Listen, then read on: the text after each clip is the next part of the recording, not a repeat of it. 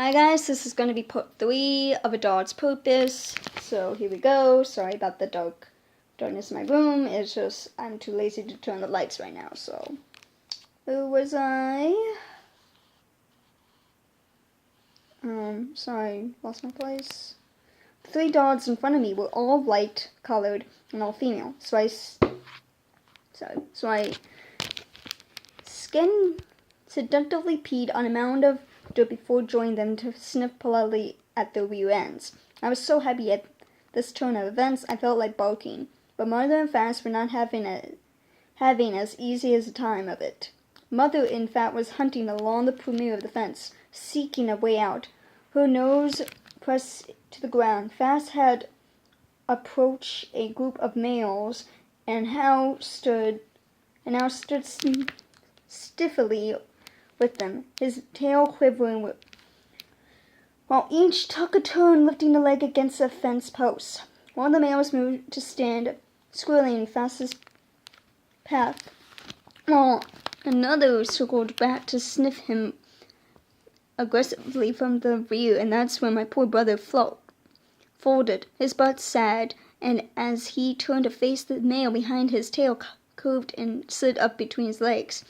I wasn't at all surprised when seconds later he was on his back, squirming with assumed desperate playfulness. I guess he was no longer the boss. While all this was happening, another male, muscular and tall, his ears hanging along the sides of his head, stood absolutely still in the center of the yard, watching Mother run around in desperate circumnavigation.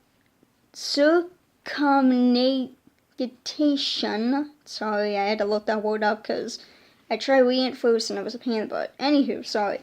Something told me that of all the dogs in the yard, this was the one to be careful. And sure enough, when he broke from his ridge stance and padded over toward the fence, the dogs surrounding Fast stopped messing around and raised his hind legs alertly. A dozen yards from the fence, the long male broke into a full run, bearing down on Mom, who stopped circling. The male braced her with his shoulders, blocking her, his tail straight as an arrow. She let herself be sniffed up and down the length of her body, still crouching against the fence. It was my impulse. I am sure it was also Fast to rush to her side, but I also knew this would be wrong. This was the top dog, this male, a thick-boned mastiff with a brown face and dark Rahim eyes. Mother's submission was simply the national order. After his careful examination, Top Dog aimed a comical stream of urine against the fence, which Mother dutifully examined, and then he trod off, paying her no more attention. Mother herself seemed defaulted and slid off unnoticed to hide behind a pile of railroad ties. In due course, the pack of males came over to check me over as well, but I crouched low and looked them all in the face, letting them know in no uncertain terms that they'd have zero problems with me. It was my brother who was the troublemaker. All I wanted to do was play with the 3 girls and explore the yard, which was populated with balls and rubber bones and all sort of wonderful smells and distractions. A clear trickle of water fell continuously into a trough, providing refreshment whenever we wanted it. And the man called Carlos came into the yard once a day to clean up our messes. At regular intervals, we would all break out into loud barking for no reason other than the sheer joy of it. And the feedings! Twice a day, Bobby, Charles, Sonera, and the other man would wade into the pack, separating us out into the groups based on age. They would pour bags of rich food into large bowls, and we would bury our faces, eating as much as we could hold. Bobby stood by, and whenever he thought one of us dogs, usually the smallest of the girls, didn't get enough, he would pick her up and give her another handful, pushing the rest of us away. Mother ate with the adult dogs, and occasionally I hear a growl from over on their side, though when I looked, all I could see was waggling tails. Whatever they were eating smelled wonderful, but if one of the juveniles tried to wander over there to see what was going on, the men would step in and stop the pup. The woman, Sinera, would bend and let us kiss her face, and she would run her hands through her fur and laugh. My name, she told me, was Tabby. She said it to me every time she saw me. Tabby, Tabby, Tabby. I was certain I was. By far her favorite dog. How could I not be? My best friend was a fawn-colored female named Coco, who had greeted me on my first day. Coco's legs and feet were white, her nose pink, her fur coarse and wiry. She was small enough that I could keep up with her despite my short legs. Coco and I wrenched all day long, usually joined by the other girls and sometimes by Fast, who always wanted to play the game, where he wound up the top dog. He had to keep his aggressive play in check, though, because when he became too rambunctious, one of the males would be dispatched to trot over and teach Fast a lesson. When this happened, I always pretended I had never seen him before in my life. I loved my world, the yard. I loved running through the mud by the water trout, my paws making a dirty spatter that flecked my fur. I loved when we'd all start barking, though I seldom understood why we were doing it. I loved chasing Coco and sleeping in a pile of dogs and smelling other dogs' poos. Many days I would drop ahead in my tracks, exhausted from play, delirious happy. The older dogs played, too. Even Top Dog could be seen tearing up the yard, a ragged piece of blanket in his mouth, while the other dogs pierced and pretended not to be able to catch up with him. Mother never did, though. She had dug herself a hollow behind the railroad ties and spent most of her time just lying there when I went to see how she was doing. She growled at me as if she didn't know who I was.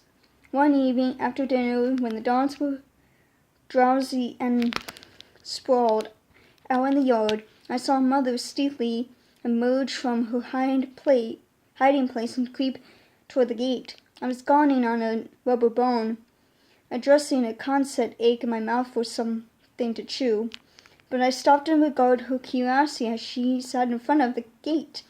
Was someone coming? I caught my head, thinking if we were having a visitor, the other dogs would have started barking by now. Many evenings, Carlos and Bobby and the other men would sit at a small table and talk, opening and passing glass bottles from which came a sharp chemical smell. Not this night, though. The dogs were all alone in the yard. Mother lifted her forelegs off the ground, pressing them against the solds of wooden gate, and took the metal knob in her mouth. I was baffled. Why, I wondered, why she'd chew on such a thing when there were all these perfect good rubbery bones scattered about.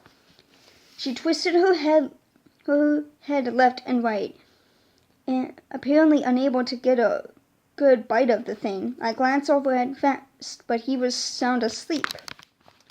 Then, astonishingly, the gate clicked open. My mother had opened the gate. She dropped her paws to the ground and shuddered the gate aside, sniffing cautiously at the air on the other side of the fence. Then she turned to look at me, her eyes bright. The message then was clear. My mother was leaving. I stood to join her, and Coco, who was lying nearby, lazily lifted her head to blink at me for a moment before sighing and stretching back on the stand. If I left, I'd never see Coco again. I was torn between loyalty to my mother, who had fed me and taught me and taken care of me, and to the pack, which included my worthless brother Fast, Mother didn't wait for my decision. She slunk off silently into the gloom of the approaching night. If I wanted to catch up to her, I would have to hurry. I scrambled out the open gate, pushing her into the unpredictable world on the other side of the fence. Fast never saw us go. 3. I didn't get very far. I couldn't move as quickly as Mother to begin with, and anyway, the front of the house had a stand of bushes that I felt compelled to mark. She didn't wait for me, never even looked back. The last I saw of my mother, she was doing what she did best, sliding into the shadows, unnoticed, unseen. There was a time not long ago when all I wanted out of my life was an opportunity to snuggle up to my mother, when her tongue and her warm body meant more to me than anything else. But now, watching her disappear, I understood that by leaving me behind, she was simply doing what all mother dogs must do eventually. The compulsion to follow had been the last reflective gesture in a relationship that had forever changed the day our family arrived at the yard. My leg was still in the air when Serena came out on her porch, stopping when she saw me. "Why, Toby, why did you get out?" If I wanted to get away, I needed to run now, which was, of course, not what I did. Instead, I wagged my tail and jumped up on Sonera's legs, trying to lick her face. Her flowing smell was evened with a wonderful greasy chicken odor.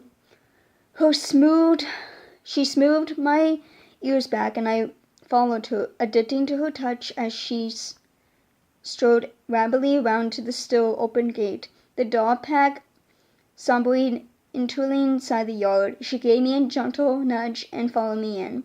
The moment the gate shut, the other dogs were on their feet, racing over to us, and Serena petted them and talked smoothly while I seethed a little over the divided attention. It seemed more than a little unfair. I'd given up Mother to be with Sonera, and here she was acting as if I were no more special than anybody else. When Sonera left, the gate clanked into place with a solid metallic noise, but I would never again regard it as an impassable barrier. I was restless with Coco when Mother returned a few days later. At least I thought it was my mother. I was distracted by a new wrinkle in a contest wrestling match, one where I should circle behind Coco and climb up on her back, gripping her with my forelimbs. It was a wonderful game, and I couldn't understand why Coco was so surly about it, twisting and snarling at me. It felt so right. How could she be so unreceptive, I think? I looked up when Bobby opened the gate, and there was Mother, standing uncertainly, joyless. I tore across the yard, leading a charge of dogs, but I slowed down when I got closer. This female dog was marked, the same as my mother, with a splotch of black over one eye, and I had the stumping snout and short coat, but it wasn't Mother. She squatted and yawned submissively at her approach. I circled the new dog with the others, though fast marched right up to her to sniff at her rear end. Bobby had the same defeated side to his shoulders as when he loaded us all into the truck the first time, but he stood close to the dog, protecting her with his body. "You'll be okay, girl," he said. It was a sister. I had nearly forgotten all about her. And now, inspecting her, I realized how different she must be on the other side of the fence. She was thin, her ribs painfully visible, and a white, oozing scar traced down her side. Her mouth smelled of raw food, and when she squatted, a sizzling oil came from her bladder.